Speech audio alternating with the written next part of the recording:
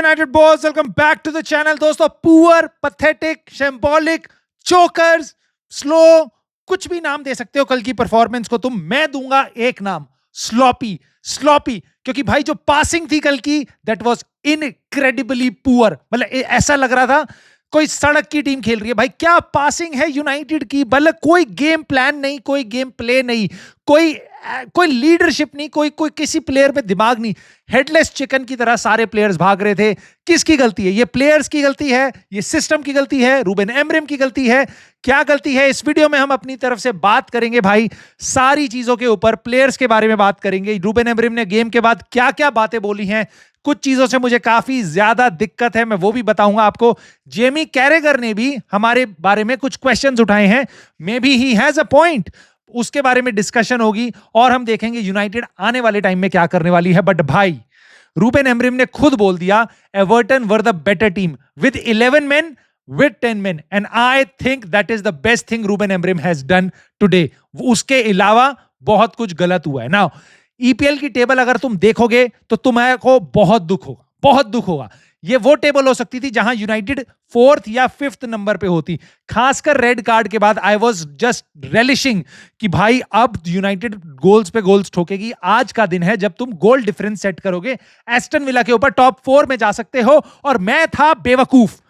2.5 साल से United top 4 में आई नहीं गेम वीक के एंड पे. 910 दिन हो गए और भाई अब मुझे नहीं पता कितना लंबा और इंतजार करना पड़ेगा. And I know the reason, because this team is highly inconsistent. Inconsistency is the only consistent thing with United. कोई स्ट्रैटेजी नहीं थी. आंख बंद करके बस क्रॉस मारी जाओ और साइड में जाओ और फिर वापस बैक पास कर लो, या क्रॉस मारो या बैक पास कर दो, क्रॉस मारो बैक पास कर दो, बस ये. मैं खैर यूनाइटेड आज तक कोई भी ओल्ड ट्रैफर्ड में गेम नहीं आ रही जब ऑपोजिशन को रेड कार्ड मिला था. जब ये चीजें देख रहा हूं ना यार, मेरे को बहुत गुस्सा आ रहा है और मुझे ऐसा लग रहा है this is a missed chance. Of course we will talk about the players. भाई सानी लामंस क्या रहा था गोल पे. भाई क्या करके आ रहा था गोल पे जब उसने गोल खाया. मुझे पता है उसने बहुत बड़ा इनक्रेडिबल एरर नहीं है, ओनाना टाइप एरर नहीं कर दिया. इट्स नॉट दैट कि उसने ओपन गोल मिस कर दिया हो, but it was half a chance. It could possibly be saved. I expect a little better from Sani Lamans. और यहां पे मुझे ऐसा लगता है, I just hope this is the worst of Sani Lamans that you see. I just hope that. Because भाई Bruno चले ना चले, भाई मेनू चले ना चले, कोई और प्लेयर चले ना चले, ब्रायन एम्बूमो, कुनिया, अगर सानी लामंस नहीं चला ना, सानी लामंस वो प्लेयर नहीं लगाना जो पहले कुछ गेम्स में हमें दिखाई दिया है, तो भाई हम गए, ये सीजन गया. कॉन्फ्रेंस लीग छोड़ो, first half of the table में तुम आओगे नहीं. ठीक है, सानी लामंस का चलना सबसे ज्यादा इंपॉर्टेंट है. आज मेरे को थोड़ा सा डिसअपॉइंटमेंट हुआ उसकी सेव से. उसका हाथ लगा था, आई विश्ड उसका हाथ इतना स्ट्रांगली लगता कि वो निकाल लेता. बहुत इजी सेव नहीं था, बट इट वाज मैनेजेबल. खैर, लेनी ओरो not great at all. I love this guy, I love this and I think he is the future. But आज की परफॉर्मेंस ऐसा कुछ डिपिक्ट नहीं कर रही थी. उसके अलावा de Ligt, I think he is massive. अगर डीलिट नहीं होता तो मुझे नहीं पता हम कहां होते इस सीजन. पिछला गेम ड्रॉ कराया, ऑलमोस्ट ये वाला गेम ड्रॉ करा लिया था उसने. ठीक है, लास्ट में दूसरे ऑपोजिशन बॉक्स में भी हैंडल कर रहा है और अपने आप को जो उसने जिस तरीके से डिफेंड करा है इस टीम को, वो भी काफी अच्छा था. उसके अलावा ल्यूक शॉ, मेरे ख्याल से उसने हद से ज्यादा मेहनत करी. बहुत ही अनकंफर्टेबल पोजिशंस में भी गया, being a left centre back. बार बार वो भी रन बना रहा था अपनी तरफ से, बस इस उम्मीद में कि यूनाइटेड कुछ कर पाए, क्योंकि उसको पता है उस साइड से बस वही क्रॉस मार सकता है. You can not expect a good cross from डोरगू और डेलो from the left wing back. और उसके बारे में तो मैं ज्यादा बोलूंगा नहीं भाई, वरना मैं बेवकूफ.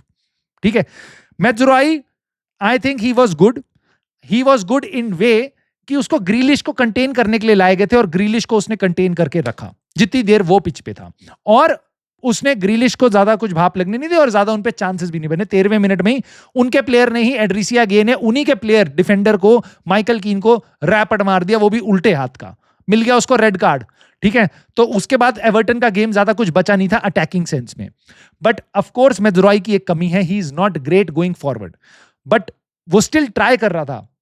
He was still trying for those runs, trying for getting involve in the game. But डोरगू क्या है भाई, क्या है वो? मतलब लेफ्ट बैक है क्या है? उसको बस पीछे रखो भाई. He's good defensively. That's it.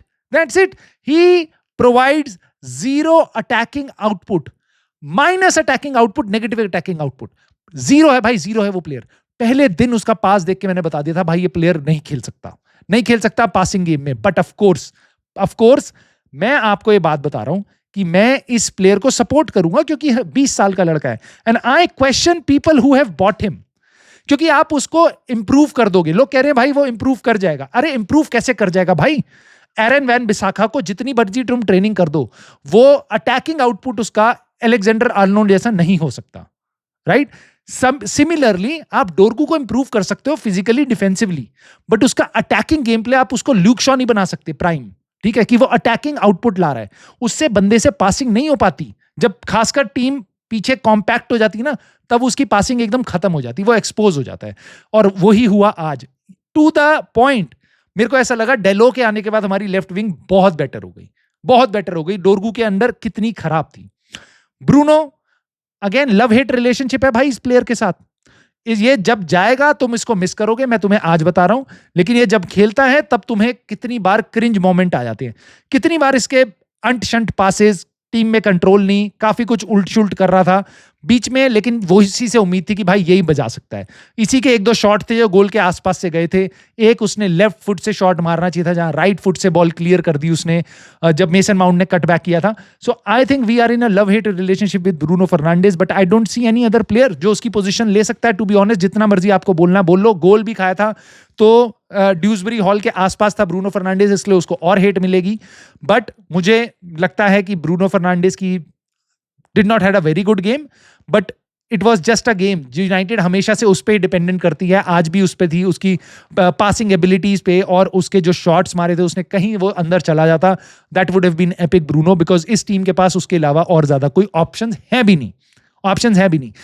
Casemiro again अपनी तरफ से पूरी कोशिश कर रहा था. लिमिटेशन है क्योंकि जब सामने वाली टीम ऐसे दब के बैठ जाती है काउंटर के लिए, काउंटर पे आपको कैसेमीरो बहुत प्रॉब्लम दे सकता है. आपका गेम टिक वही कराता है, पासिंग वगैरह उसकी काफी अच्छी है, गेम सेंस उसकी अच्छी है, बट लेग्स उतने अच्छे नहीं है, इसलिए वापस भागते टाइम कैसेमीरो आपको दिक्कत दे सकता है. ऑफ कोर्स उसको येलो कार्ड मिलना था, हर गेम में ऑलमोस्ट उसको येलो कार्ड मिलता है, इसलिए उसको हटा दिया गया, which was a very smart move by Ruben Amorim. I appreciate that. Now Bryan Mbeumo and Amad Diallo, इन दोनों को सामने पहले देख के मेरे को डर लगा कि कहीं ब्रायन एम्बूमो को लेफ्ट से तो नहीं खिलाया, बट उसने रूबेन एमरिम ने ये चीज सही करी थी कि एम्बूमो को राइट से ही खिलाया था, अमाद को लेफ्ट पे डाला था. मेरे हिसाब से मेसन माउंट को वहां डालना चाहिए था और अमाद को राइट विंग बैक स्टार्ट कराना चाहिए था, बट ऐसा नहीं हुआ. बट कोई बात नहीं. उन दोनों प्लेयर के पूरे दम पे पूरा अटैक था, उसके अलावा कुछ नहीं था. पूरा अटैक एम्बूमो और अमाद, स्पेशली सेकंड हाफ में जब अमाद राइट विंग पे आ गया था तब था. ब्रायन एम्बूमो ने काफी चांस अपने दम पे क्रिएट करने की कोशिश करे, लाइव थ्रेट था भाई, और पीछे आके डिफेंसिवली भी हेल्प कर रहा था. I am in love with this player, I am in with this player भाई, ब्रायन एम्बूमो. बट ज़र्क्ज़ी एक ऐसा प्लेयर था जो हमें बहुत ज्यादा सपोर्ट आज नहीं कर पाया. अगेन पीपल विल से कि भाई इसको बेच दो, पीपल विल से कि भाई इसको भेज दो, पीपल विल से इसको लोन कर दो, इसको मत खिलाओ, इसलिए बेंच पे से नहीं आता. And I think maybe you are right, but I also see कि कोई प्लेयर अगर बहुत दिन तक नहीं खेलता तो उसमें मैच शार्पनेस नहीं होती. और मुझे लगी पहले 20 मिनट में ज़र्क्ज़ी ने एक पास ठीक से नहीं डाला, एक बॉल ढंग से नहीं पकड़ ली, उसके बाद वो गेम में थोड़ा थोड़ा इन्वॉल्व हुआ. बट ऑफ कोर्स उसके बाद मेरे को ऐसा लगा कि भाई ज़र्क्ज़ी के लिए आज वाला गेम सेट नहीं था, और ये उसकी गलती नहीं है, ये उसकी प्रोफाइलिंग का इशू है. अगेन जैसे डोरगू के साथ मेरे को प्रोफाइलिंग का इशू लगता है, वैसे ही ज़र्क्ज़ी के साथ लगता है. He is not that number 9, he is not that player जो टीम्स को स्ट्रेच कर पाएगा, फिजिकली प्रेजेंस से अपनी डोमिनेट कर पाएगा. He is a silkiest player ever, unique.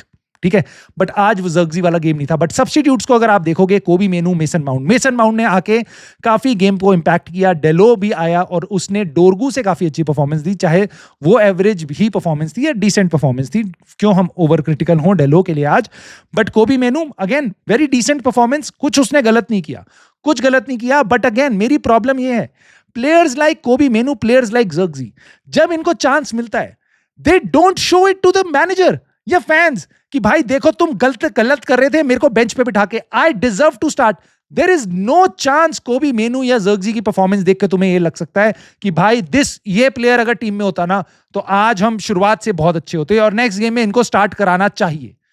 No one does that, no one does that, ना ज़र्क्ज़ी ना मेनू। और यही दिक्कत है, हमारे बेंच से आते हुए प्लेयर्स कभी भी बहुत ज्यादा इंपैक्ट नहीं ला पाते हैं। पिछले सारे गेम्स में हमने देखा है, जब हम लीड भी कर रहे होते हैं, बेंच के प्लेयर आते हैं और गेम फंस जाता है। तो बहुत ही गंदी सिचुएशन है यूनाइटेड के स्क्वाड की इस टाइम पे, and specially I don't know जितने गेम्स हम कम खेल रहे हैं, क्या वो हेल्प कर रहा है या हमें नुकसान दे रहा है। नाउ कुछ इंपॉर्टेंट स्टेटमेंट्स है जो मैं आपके सामने हाईलाइट करूंगा। डीलिट ने बोला they are strong in the air, और दिस इज वेरी राइट। उसने बोला Everton are strong in the air and we did not have players to score from that, मतलब क्रॉसेस से। We basically played to the strength and I was, भाई मैं अपना sir इसलिए पीट रहा था कि क्यों क्रॉस करी जा रहे हो बार बार। वो ही तो वो चाहते हैं, पिकफोर्ड कलेक्ट करेगा, तुम क्यों क्रॉस करे जा रहे हो। माइकल कीन है और उसके साथ टरकाउस्की है, भाई टरकाउस्की बुलडोजर है, उसको तुम कैसे बीट करोगे हेडर में। और कौन है यहां पे, सेस्को है नहीं तुम्हारे पास, नो सेस्को एयरलाइंस है, तुम ज़र्क्ज़ी के ट्रक के साथ नहीं जा सकते, ठीक है। तो भाई नहीं था अच्छा, नहीं था अच्छी strategy. But again Ruben Amorim भी ये कह रहा है, I feel afraid of returning to this feeling of last season. ये तुम्हारी पहली फाड़ देता भाई, ये गेम के बाद तुम्हें बुरा लगता है। मतलब ऐसा समझ लो, एक माँ बाप जिनको बुरा लग रहा है कि बच्चे का रिजल्ट नहीं अच्छा नहीं आया, और बच्चा आके कहते कि मैं खुश नहीं हूं और मैं आज घर छोड़ के भाग जाऊंगा, माँ बाप की फट जाती है, भाई तो तू मत करियो, तू रुक जा, तू रुक जा, तू रुक जा। रूबेन एमरिम ने लिटरली ये किया, I feel afraid of returning to this feeling of last season, this is my biggest fear. वापस पिछले सीजन का दिलासा दे रहा है Ruben Amorim, we need to work together and we need to be better. Now I don't understand भाई, yes we need to work together, we need to be better, I know that, but क्यों last year का दिलासा दिए जा रहे हो, क्यों बार बार इतने घटिया सीजन से कंपैरिजन किए जा रहे हो, क्यों क्यों। But I am really frustrated with the way we played the game, especially at home, and understanding what happened this weekend with other clubs. Basically, जब सिटी, लिवरपूल ये सब हार रहे हैं, तो और स्पर्स भी हार गए, looking at the table and feeling everything, and the way we presented from the first minute is really frustrating. और यहाँ पे मेरे को अब रूबेन एमरिम से दिक्कत होनी शुरू हो रही है। We did not play well, we did not understand, we were going with the flow of the game. This is my biggest concern, and my biggest concern is when we were doing this, what did you do to make the change? What did you do? And I totally understand, Ineos are pathetic, no problems, no problems. Glazers, Ineos कभी हमारे club को top पे नहीं ले आ सकते, but ये game Ineos और Glazers वाला नहीं था। ये गेम रूबेन एमरिम मैनेजर वाला था, प्लेयर्स वाला था। यूनाइटेड की मैनेजमेंट का इस गेम में कोई लेना देना नहीं था। प्लेयर्स तुम्हारे पास एवर्टन से काफी बेटर थे, वो 10 मैन थे, और तुम अपने होम पे खेल रहे थे, और कोई बहाना नहीं है कि तुम 3 दिन पहले किसी और कंपटीशन में खेल रहे थे, right. You had 2 weeks to prepare for this game. You knew David Moyes की टीम कैसे आके डिफेंड कर सकती है। अगर वो 1-0 गेम पे जाते, वो 11 मैन के साथ ऐसे डिफेंड करते, क्या थी तुम्हारी strategy? We played with we went with the flow of the game, then what was your flow of the game? हमने, भाई ने बोला है, the way we started the game, we did not understand how we should play against 10 men. They deserve to win. Even suffering with 10 men is normal. We had a chance. We had a lot of chances, but the quality and decision making was not there. Most importantly is the intensity. You can feel it right away. We start the game in first minute. You can feel that we are not top level intensity, and when we are not, right? So I totally agree. But ये बात सुनते सुनते मेरे को बुढ़ापा आ गया भाई मेरा। मैं क्या करूं? मैं कब से सुन रहा हूं रूबेन एमरिम, क्यों नहीं सॉर्ट आउट हो रहा? हर बार आके आप ये बात नहीं बोल सकते, लास्ट सीजन में ऐसा था और इस सीजन में ऐसा है, इंटेंसिटी कभी होती है, आई एम रियली फ्रस्ट्रेटेड, और ये वो। इसको फिक्स करना है मेरे भाई, इसको फिक्स करना है। तुम्हें पता है इंटेंसिटी ड्रॉप होती है, सॉल्यूशन तुम्ही को निकालना है, मेरे को नहीं निकालना, फैंस को नहीं निकालना। हमारा काम है ताली बजाना, ठीक है? तुम्हारा काम है सोल्यूशन निकालना। तो तुम हमारे को प्रॉब्लम आके क्यों बता रहे हो भाई? बस प्रॉब्लम क्यों बता रहे हो? And I am not happy with Ruben Amorim today, and I am not saying it is not on the players, but more importantly मुझे लगता है कि भाई Ruben Amorim, what is he doing? What is he doing? Why?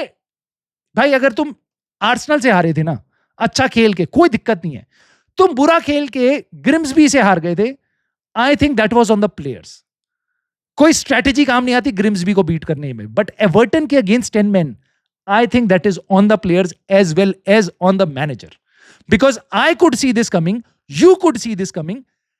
Why did not Ruben Amorim see this coming कि भाई Everton अगर 1-0 ले लेती है लीड तो दे वुड डिफेंड, और उसके पास इतना टाइम था टीम को प्रिपेयर करने के लिए। बट ऐसा भी नहीं है कि हमने बहुत चांसेस क्रिएट करे, बाहर से लग के बाहर जा रही है, कुछ भी हो रहा है, गोल लग ही नहीं पा रहा है, बहुत कोशिश करी, हमने कुछ नहीं किया। तुम स्टैट्स देखोगे तो तुम्हें चक्कर आ जाएंगे। 25-26 शॉट्स, अंट शंट शॉट्स थे, कोई काम के शॉट्स नहीं थे। 6 शॉट ऑन टारगेट, उसमें से आधे से आधा फुस्सी। ठीक है, तो मैं तुम्हें बता रहा हूं, कोई अटैकिंग प्ले, कोई उनको चैलेंज करने वाला नहीं था भाई। इट इज अ शेम, तुम्हारा XG 1.6 था अगेंस्ट एवर्टन जैसी टीम एट योर होम, जहां 80 मिनट तुम 10 मैन के साथ थी दूसरी टीम। 1.6 का SG इज शर्मनाक भाई, शर्मनाक, पैथेटिक।